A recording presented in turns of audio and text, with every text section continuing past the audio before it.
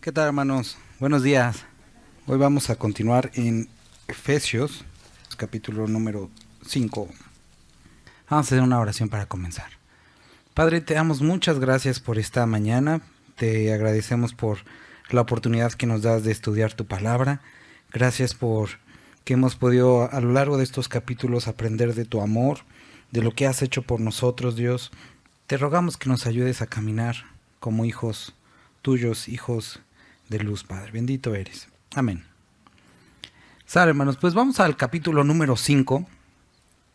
Y si recuerdan lo que estuvimos viendo la semana pasada, repetí mucho esto, que para poder, así inicia el capítulo 4, andar, como es digno de la vocación en la que fuimos llamados, es importante primero aprender a sentarse en lugares celestiales, que es lo que estuvimos viendo en el capítulo 2 y 3. En el capítulo 2 y 3 nos habla acerca de lo que Dios hizo. En el capítulo 3 nos habla acerca del plan que Dios siempre tuvo, que fue unir en Cristo Jesús tanto a judíos como a nosotros la iglesia, o a nosotros los gentiles, en un solo cuerpo, en la iglesia. Y por eso capítulo 4 habla solícitos en guardar la unidad del Espíritu, que es en el vínculo de la paz, perdón. Entonces, el deseo de Dios era que pudiéramos permanecer unidos, dejar de lado todo problema, toda división, etc. Cuando llegamos al capítulo 5, después de que habló del amor que Él nos tiene, quiere describirnos de qué se trata su amor y cómo, a pesar de que nos ama, a pesar de que nos salvó, eso no evita o eso no elimina que Él siga requiriendo de nosotros ciertas cosas. Él no es un padre que por amor se hace ciego, sino Él ve las cosas como son y sigue diciéndonos qué es lo que Él quiere de nosotros, ¿sale? Porque este es un capítulo importante porque muchos, ahorita vamos a ver, pero han caído en esta parte de decir, no, es que Dios me ama y como me ama puedo hacerlo. No se trata de que puedas hacer lo que quieras, se requiere que te acerques al verdadero amor. Vamos a leer. Versículo 1. Dice, sed pues imitadores de Dios como hijos amados, y andad en amor como también Cristo nos amó, y se entregó a sí mismo por nosotros, ofrenda y sacrificio a Dios en olor fragante. Primero nos pone, Pablo ya dijo, sed imitadores de mí como yo lo soy de Cristo. Después nos dijo, sed imitadores de Cristo. Pero ahora va un poco más allá y dice, sed pues imitadores de Dios. Nosotros como creyentes deberíamos de parecernos a nuestro Dios. Dice, sed imitadores de Dios. Entonces, las cosas que has oído de Él, las cosas que has leído y que has sabido de Él, eso es lo que tienes que imitar. Y ahorita nos abre un tema del cual va a estar hablando que debemos de imitar, y es el amor. Dice, como hijos amados. Es decir, como hijos que están todo el tiempo con su padre. De esa forma, como ese tipo de hijos, debes de imitar a Dios. Dice, andad en amor. Entonces, para poder caminar en amor, también es necesario primero estar con Él y experimentar su amor. Si tú no conoces la palabra y no conoces su amor, si no has sido objeto de su amor a través de recibir a Cristo Jesús, a través de pedirle perdón, a través de recibir la salvación, va a ser difícil caminar en amor. Pero si tú ya lo has hecho, si ya lo hemos hecho, entonces nos dice, andad en amor. Dice, como también Cristo nos amó y se entregó a sí mismo por nosotros. Dice, ofrenda y sacrificio a Dios en olor fragante. La ofrenda era esto adicional que se ponía con el cordero, que generalmente era vino, era harina, o era agua, o era aceite, y era algo extra que tú querías dar pues por puro gusto, por amor a Dios. Y dice que de esta forma esto fue lo que hizo Cristo y que nosotros tenemos que hacer. Y sacrificio no es aquel de por los pecados, sino era por causa de los pecados. Ellos ofrecían algo, no era para remisión de pecados. Y Cristo hizo estas dos cosas y dice que fue olor fragante para Dios, que fue acepto. Y que nosotros debemos de imitar a Cristo andando en amor, y que nuestros sacrificios y las ofrendas que nosotros les demos sean de esta forma, en olor fragante. Versículo 3. Dice, pero fornicación y toda inmundicia o avaricia, ni aun se nombren entre vosotros como conviene a santos, ni palabras deshonestas, ni necedades, ni truhanerías, que no convienen, sino antes bien acciones de gracias. Porque sabéis esto, que ningún fornicario, o inmundo, o avaro, que es idólatra, tiene herencia en el reino de Cristo y de Dios. Versículo 6.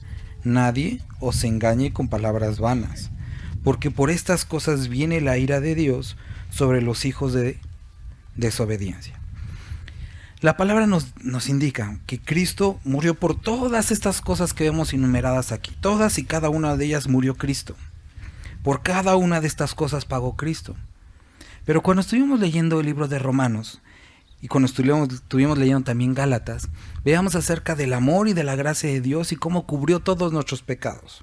Y a pesar de que pagó por cada una de estas cosas, nos dice, dado que yo pagué por estas cosas y tuve o consideré necesario morir por estas cosas, sería raro que ustedes, siendo hijos míos, permanecieran en estas cosas, porque pues por eso morí. Entonces por eso nos dice que todas estas cosas que acabamos de leer ni siquiera deberían de mencionarse entre nosotros, ni siquiera ser como un tema de conversación o algo que consideráramos. Y nos describe aquí en el versículo 6 que habrá tiempos, habrá personas que en algún momento te digan, pero no pasa nada, amor es amor, Dios te ama. Y dice, nadie te engañe con palabras vanas o huecas. Si tú perseveras en esto, puede estar describiendo o indicando que tú no has nacido de nuevo, porque alguien que ha nacido de nuevo no se involucra con nada de esto. Ahora, quiero que podamos ver las palabras que está, o las circunstancias que está mencionando aquí.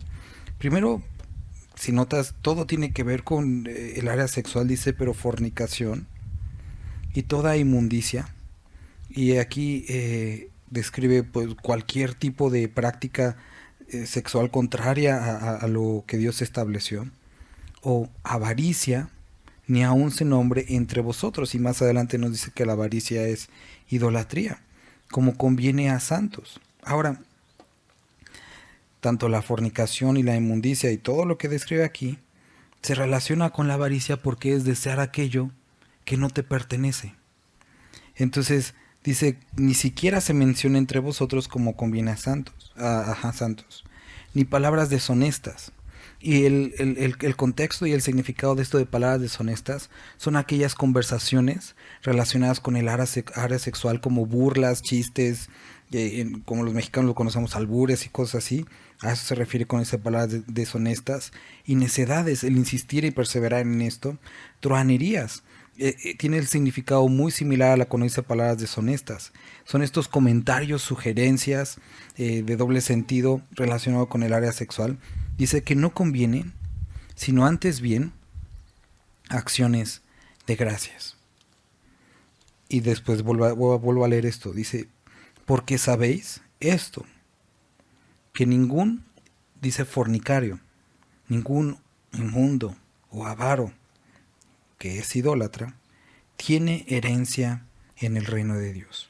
Entonces, los hijos de Cristo, los hijos de Dios, nosotros que somos imitadores de Dios, esto no puede haber en ninguno de nosotros.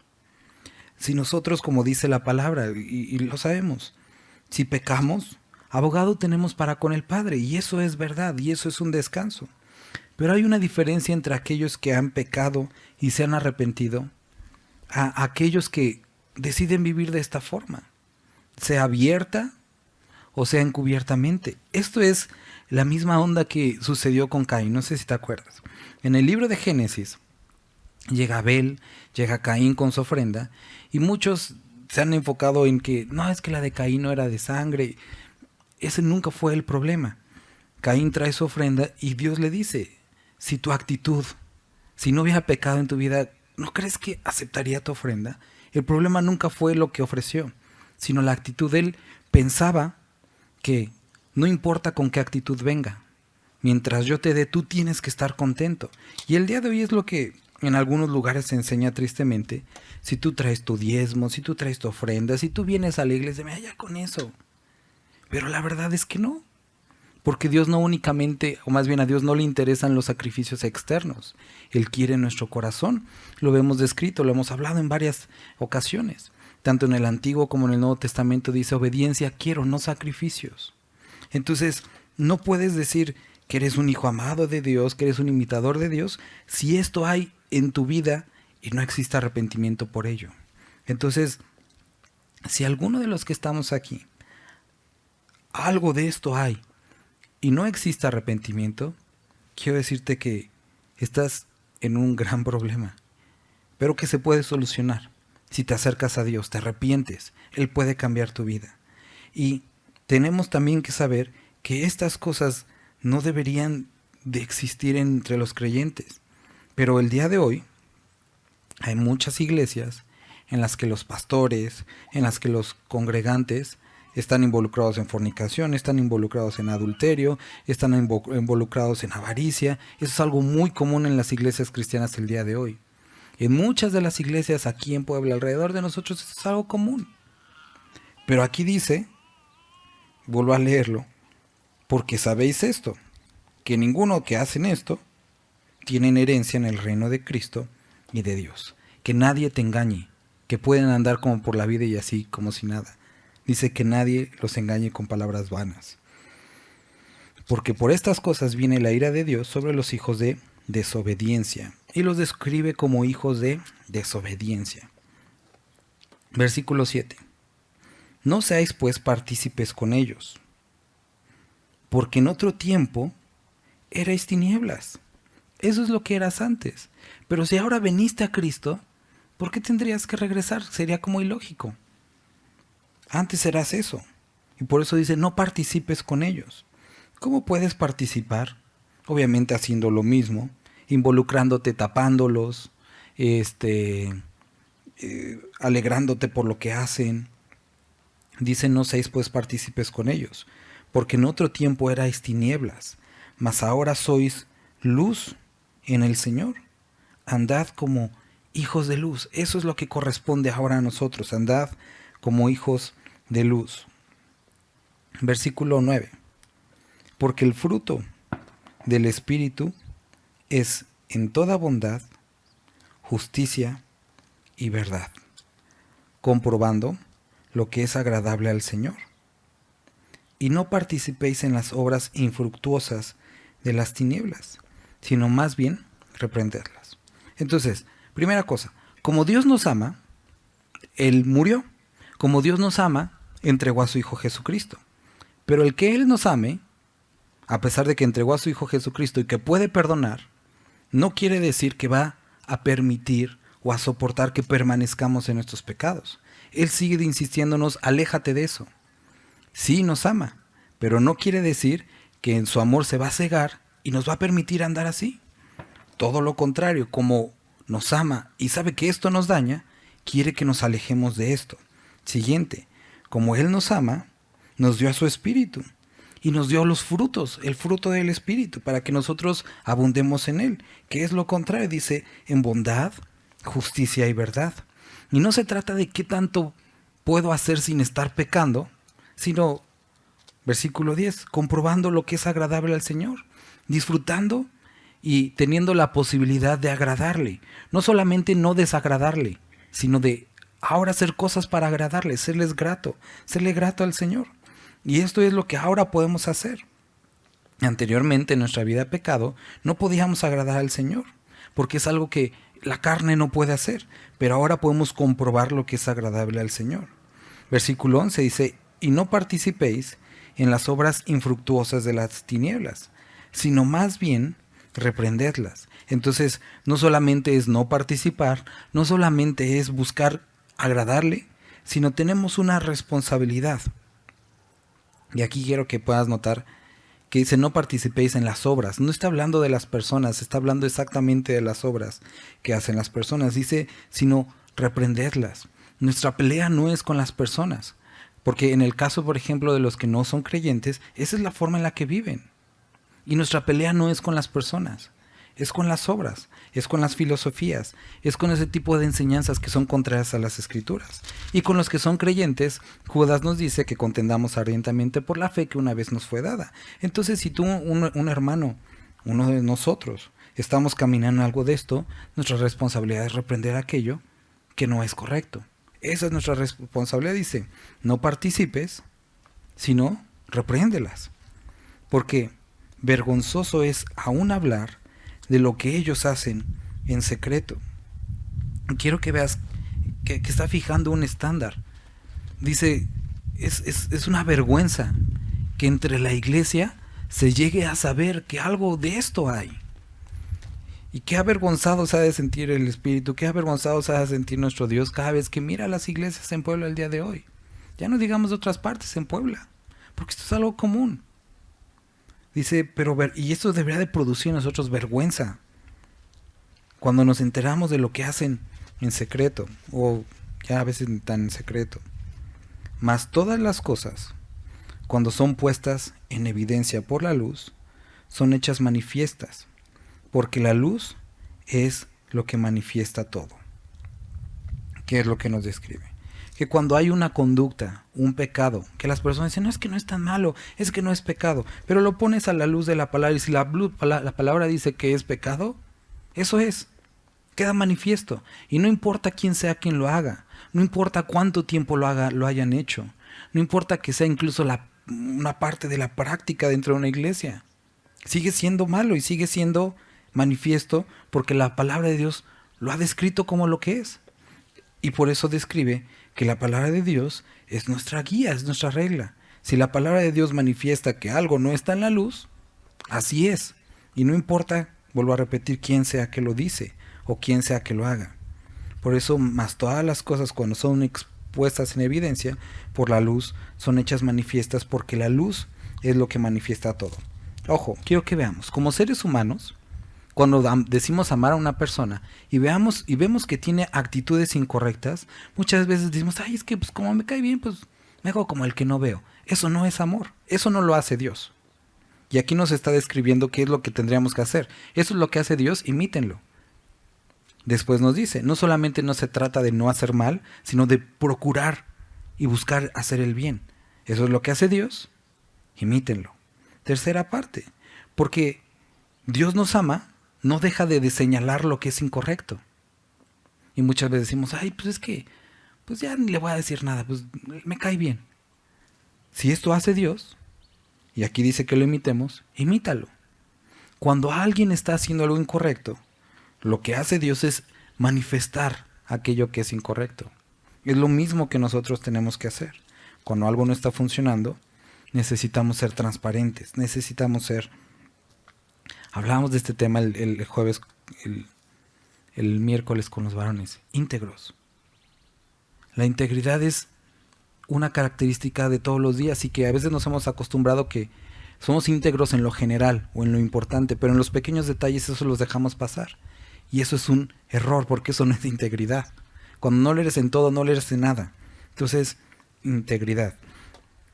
Después dice, versículo 14, por lo cual dice, despiértate tú que duermes, y levántate de los muertos, y te alumbrará Cristo.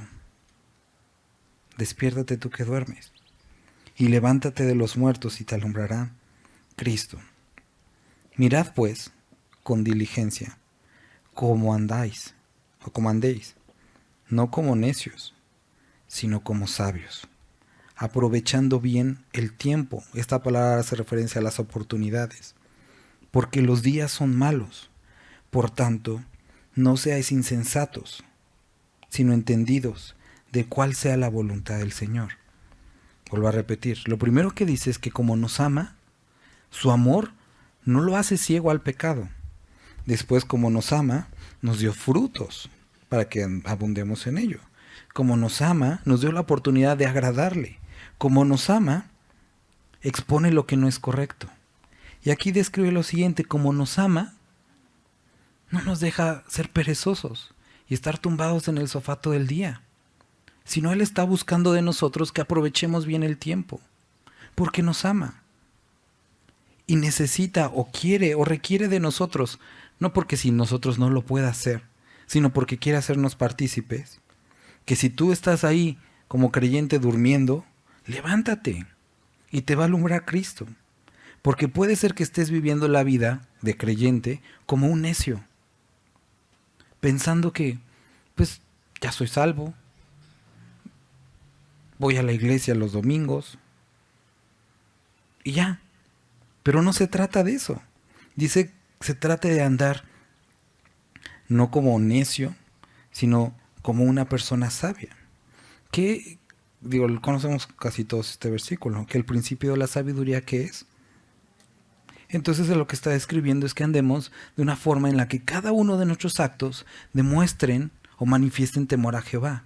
Temor a Jehová en la forma en la que uso mis recursos. Temor a Jehová en la forma en la que uso mi tiempo. Temor a Jehová en la forma en la que uso mis talentos. Temor a Jehová en la forma en la que trato con mi familia, con los que me rodean. Temor a Jehová en todo. Y dice que de otra forma estaríamos actuando como necios. ¿Por qué? Porque sabemos quién es Dios.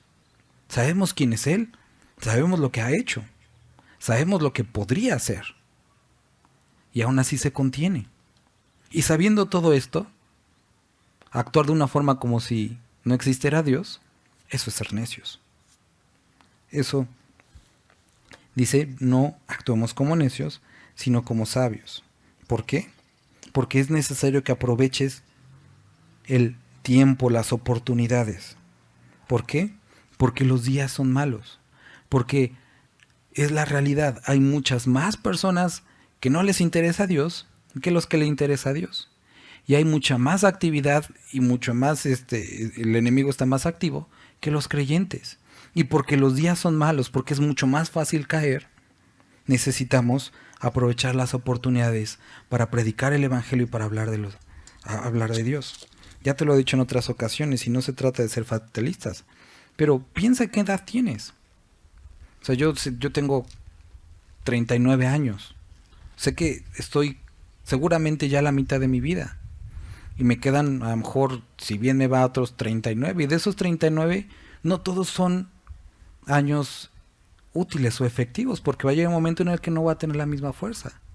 Entonces, a lo mejor tengo 20, 25 años que puedo dar algo al Señor. Y es lo que tengo. Piensa qué edad tienes. Piensa cuándo. Y aparte de eso, ninguno tenemos la vida comprada. Por lo tanto, necesitamos aprovechar bien el tiempo. Porque vas a llegar a su presencia. Y te va a preguntar, ¿qué hiciste con el tiempo que te di? Tú le puedes decir, oye, pues no, es que hice unas buenas inversiones, fondos indexados. Y ahorita, ¿como para qué? Es que compré muchas monedas de oro. ¿Qué hiciste con el tiempo que te di? ¿Qué oportunidades Dios te ha dado esta semana de poder ser luz en medio de las tinieblas? ¿Has tomado esas oportunidades? ¿Te has desvelado por orar por los demás? ¿Te has desvelado por leer? Porque muchas veces nuestro pretexto es que no tengo tiempo. A mí me lo dijeron muchas veces y se los he repetido. Existe la madrugada. Existe la noche. Digo, si nos desvelamos viendo una película, ¿por qué no leyendo la palabra? Aprovechemos las oportunidades, porque los días son malos. Y el que piense lo contrario está ciego, porque los días son malos. No vivimos en buenos tiempos. Después nos dice, no os embriaguéis con vino, en lo cual hay disolución. Antes bien, sed llenos del Espíritu, hablando entre vosotros con salmos, con himnos y cánticos espirituales, cantando y alabando al Señor en vuestros corazones, dando siempre gracias por todo al Dios y Padre en el nombre de nuestro Señor Jesucristo. Porque nos ama Dios, nos recomienda que a pesar de la fuerte influencia cultural, por ejemplo en cuanto a los judíos, el vino era un sinónimo de gozo y de felicidad. Tanto es que nosotros podemos ver en los primeros capítulos de los evangelios, cuando uno de los primeros milagros de Jesucristo es el multiplicar el vino, es porque había una boda. Y si se acababa el vino, era una deshonra para el matrimonio y era ¿cómo se dice? Una, pues era así como ¿cómo se dice predicción? ¿Cómo se dice?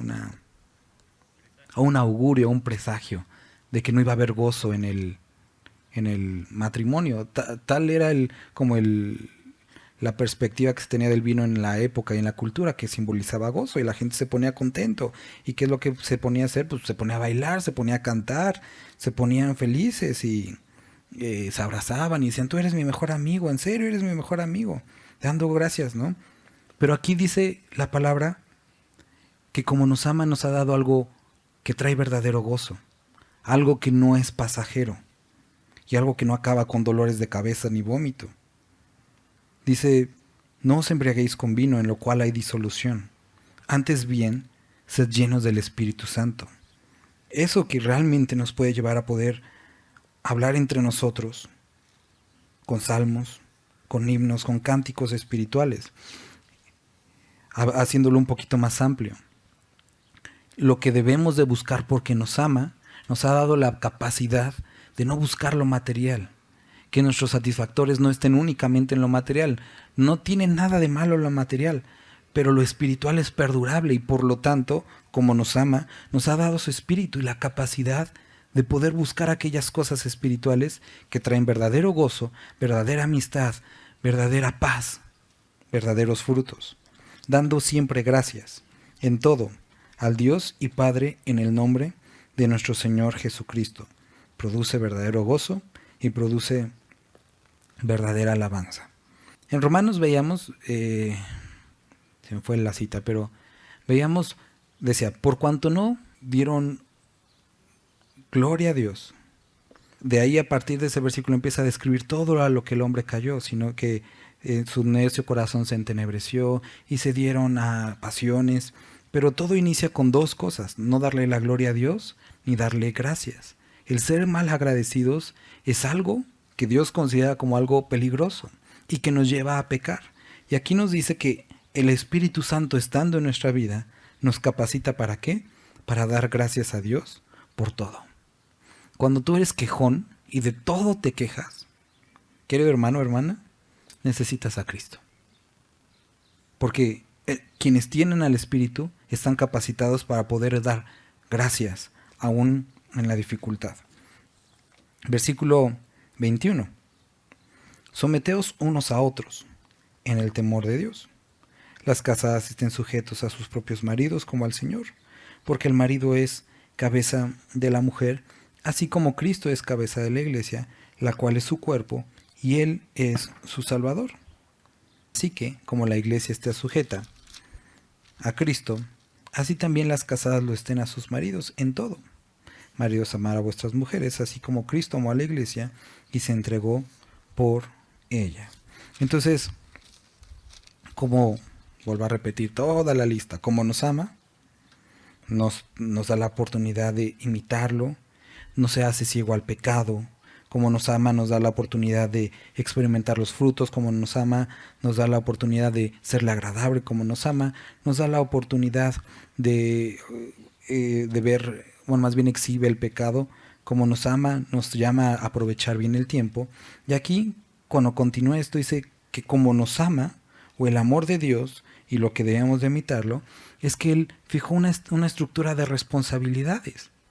Dice que Dios es la cabeza de Cristo, Cristo es la cabeza de la iglesia, el varón, todo varón, su cabeza es Cristo, y la cabeza de la mujer es el varón. Entonces, como Dios nos ama, ¿qué es lo que Él hizo? Que estableció diferentes áreas de responsabilidad. Cristo voluntariamente se sometió a Dios y obedeció.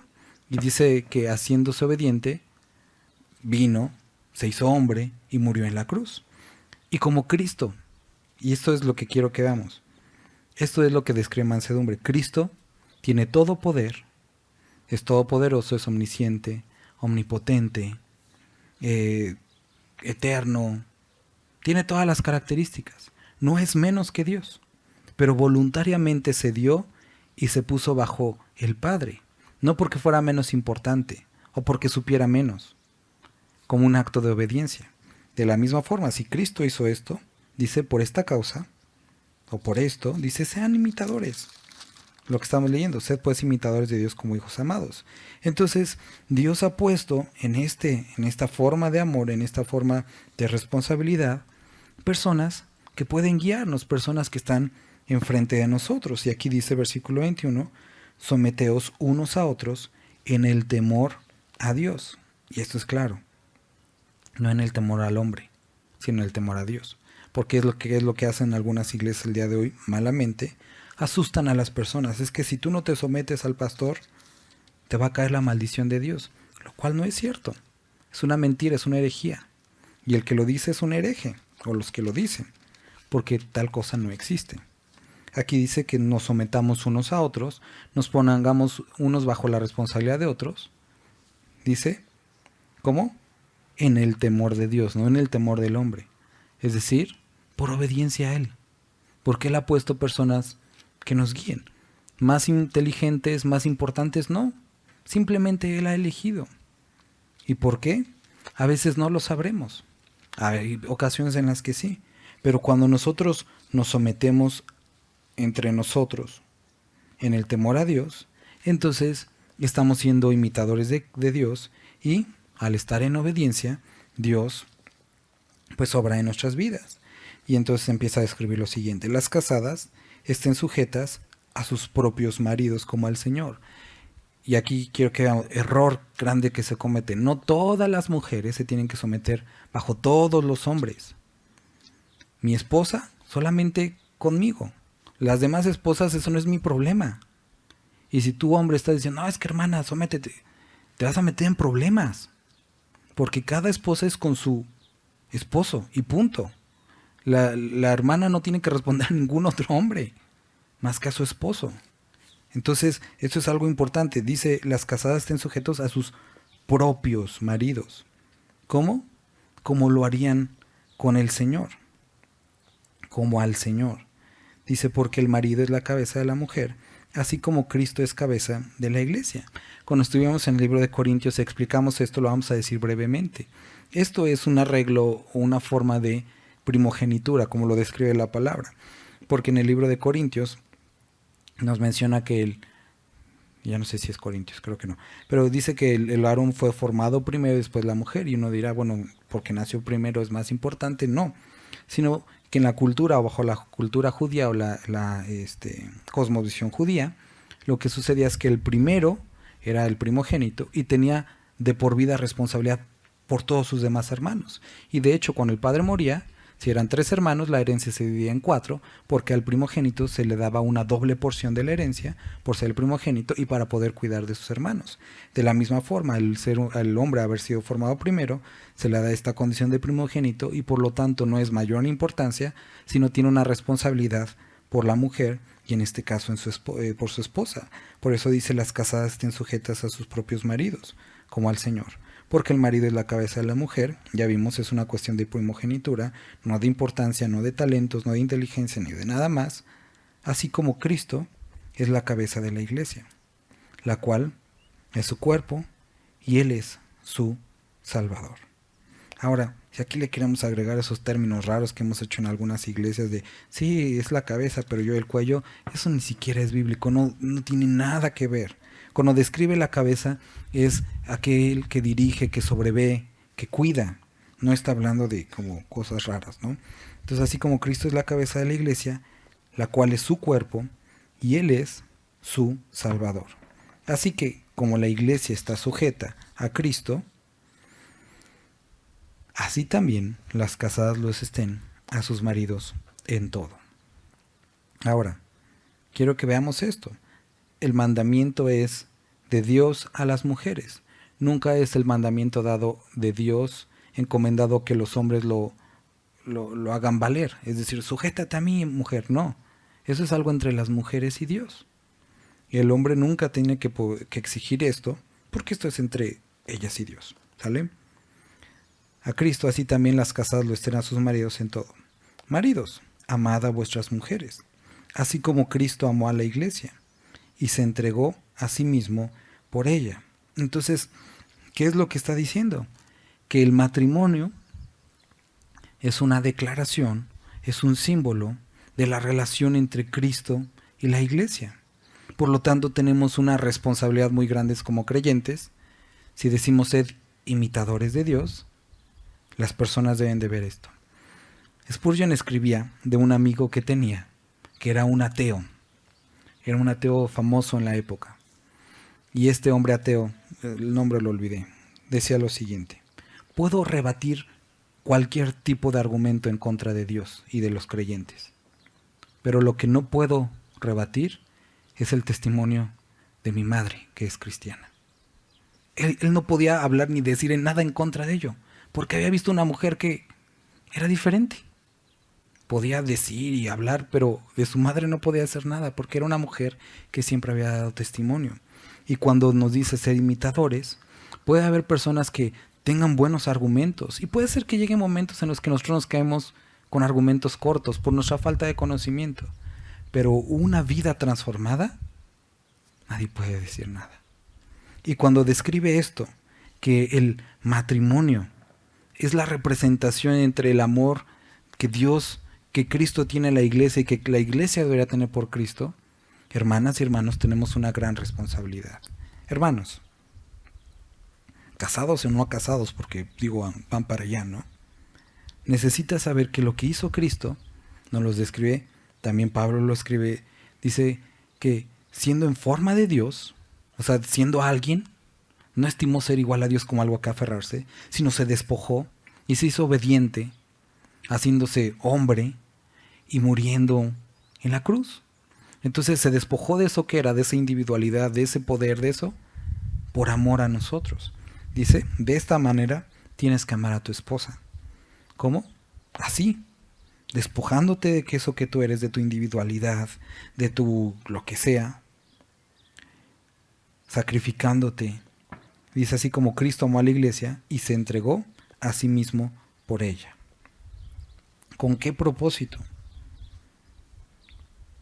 ¿Alguien lo puede decir? El primero, 26. Para santificarla. ¿Qué se refiere a santificarla? Jesucristo no buscó una iglesia santificada, porque era imposible. Él la santificó. Es decir, Él murió por la iglesia para que a través de su sangre, a través de su palabra, Juan 17:7, santifícalos en tu verdad, tu palabra es verdad, Él se presentara a la iglesia a sí mismo, una iglesia santa. Es decir, que a través de su influencia, la iglesia iba a ser más santa. A través de estar en contacto con Cristo, nosotros somos santificados. De la misma forma, hombres, tú tienes que ser y hacer la diferencia en que tu esposa sea más cercana a Dios. Si por tu influencia tu esposa se aleja de Dios, has fracasado como hombre bíblico. Vuelvo a repetir, eso es muy importante. Tú como hombre necesitas hacer que tu esposa se acerque más a Dios. ¿Qué es lo que sucede en México y en muchas partes del mundo? Que las que sirven más, que las que están más cercanas a Dios, son las mujeres. Y siempre tienen que estar jalando a los maridos para que vengan a la iglesia. Pero debe ser lo contrario. Y te lo quiero decir nuevamente bien claro. La Biblia dice que ese es algo de lo que Dios requiere de ti. Que a través de tu ejemplo, tu esposa se acerque más a Cristo, se acerque más a Dios. Dice, habiéndola purificado en el lavamiento del agua por la palabra. Tu esposa debe saber y tener la seguridad que cualquier duda, que cualquier necesidad de la palabra, tú puedes aconsejarle, porque tú eres un hombre que está estudiando, que tú eres un hombre que está cercano a Dios, y que a través de esa palabra de Dios, ella se va a acercar más a Él, a fin de presentársela a sí mismo una iglesia gloriosa, que no tuviese mancha, ni arruga, ni cosa semejante, sino que fuese santa y sin mancha. Y vuelvo a insistir en lo mismo. El ejemplo de Cristo nos santificó, nos limpió, nos apartó y nos hizo de esta forma, una iglesia gloriosa. A lo mejor hoy no nos vemos así, o no nos sentimos así. Pero esto es lo que hizo Cristo, para que pudiéramos ser así. Y como hombres tenemos la responsabilidad de que a través de nuestro ejemplo, nuestras esposas sean esto. Y si tú aún no te has casado, esto es a lo que debes de aspirar. Y hermana, si no estás casada, ese es el tipo de hombre que debes de buscar. Alguien que te acerque más a Dios. Si tú buscas a un hombre que te aleja de Dios, estás equivocándote y eso va a acabar en problema. Versículo 28. Así también los maridos deben de amar a sus mujeres como a sí mismos, como a sus mismos cuerpos. El que ama a su mujer, a sí mismo se ama. Nos han intentado convencer de lo contrario, que debes de amarte primero a ti mismo para poder aprender a amar a los demás. Pero la Biblia enseña totalmente lo opuesto. Necesitas amar primero a los demás, primero a Dios, y entonces amando a los demás, y en este caso amando a tu esposa, te estás amando a ti. ¿Por qué? Porque somos una sola carne. Porque nadie aborreció jamás a su propia carne, sino que la sustenta, la cuida, como también Cristo de la iglesia. Ahora, en el mundo, los hombres y las mujeres del mundo, cuando se aburren, cuando afecta a sus intereses, lo que hacen es esto: aborrecer a su esposo o a su esposa, tirarles, buscarles el mal. Eso describe a hombres y mujeres apartados y endurecidos completamente. El hombre y la mujer que están casados y que procuran el mal del otro, están haciendo aborrecer a su esposo o su esposa y finalmente aborrecerse a sí mismos. Y de ninguna forma eso es el ejemplo que Cristo nos dio. Recuerda, desde el principio estamos hablando de ser imitadores. Y Cristo en ningún momento hizo esto. Cristo en ningún momento condicionó nada. Cristo en ningún momento nos trató mal. Él se dio a nosotros. Y queridos hermanos que están casados o los que van para allá, tenemos un estándar muy alto de lo que es el matrimonio. Y las personas deben de verlo, que amamos como Cristo amó. Que amamos como la iglesia ama a Cristo. Porque somos miembros de su cuerpo, de su carne y de sus huesos. Esto es lo que somos de Cristo, nos hemos hecho uno con Él. ¿Recuerdas? Esto es algo muy cultural. Cuando partieron el pan en el aposento alto, partió el pan, les dio la copa, dijo: comed, tomad. Este es mi cuerpo que por vosotros es partido. Y bajo la concepción judía, cuando tú partías pan con alguien y comías, el mismo pan que está en tu estómago, ahora está en el de tu amigo, y de alguna forma son uno, porque el mismo pan los nutrió. Y a ser el cuerpo de Cristo, entonces estamos unidos con Él y unidos con nuestros demás hermanos, porque somos parte del cuerpo, parte en su sangre, en su sacrificio. Y esto es lo que dice: porque somos miembros de sus cuerpos, de su carne y de sus huesos. Y el mismo símbolo, la misma unidad, la misma unión, Dios ha descrito que sucede entre el matrimonio. Y el creyente debe de estar consciente de esto, que somos uno realmente, no en una lectura, sino realmente. Y por eso dice que lo que Dios unió, no lo separa el hombre. El hombre puede intentarlo, puede separarse, pero para Dios, dice, lo que Dios unió no lo separa el hombre. Entonces, versículo 31 dice: por esto dejará el hombre a su padre y a su madre, y se unirá a su mujer, y los dos serán una sola carne. Cuando se describió esto, cuando lo vemos, nunca fue la intención de que se buscaran su propio departamento. No quiero decir que no debamos hacer eso, pero los judíos y las personas en la época no se iban de casa, hacían más grande el clan. Entonces, cuando alguien se casaba, vivían ahí y hacían más grande y más fuerte la aldea y todo eso. Entonces, no está hablando de una lejanía únicamente física, sino es algo más profundo. Dice, dejará el hombre a su padre y a su madre. Habla de autoridad, habla de responsabilidad, habla de lealtad. Ahora la lealtad no es con tu padre, no es con tu madre. Ahora la responsabilidad no es con tu padre ni con tu madre, es con tu esposo y con tu esposa. ¿Y cuántos problemas hay entre los matrimonios porque la esposa o el esposo, ay, es que mi mamá me dijo, es que me... No, ahora es entre ustedes dos. La lealtad ya no es con la familia, es con tu esposo y con tu esposa. Y eso es lo que, así es como lo describió y así es como lo pensó, lo diseñó Dios. Y si nosotros hacemos lo contrario es donde vienen los problemas. Vuelvo a decir, por esto dejará el hombre a su padre y a su madre, responsabilidad, lealtad y autoridad. Y los dos serán una sola carne. Entonces ahora la responsabilidad es entre ambos, la lealtad es entre ambos y la autoridad es según el modelo de Cristo. Grande es este misterio, mas yo digo esto respecto de Cristo y de la Iglesia.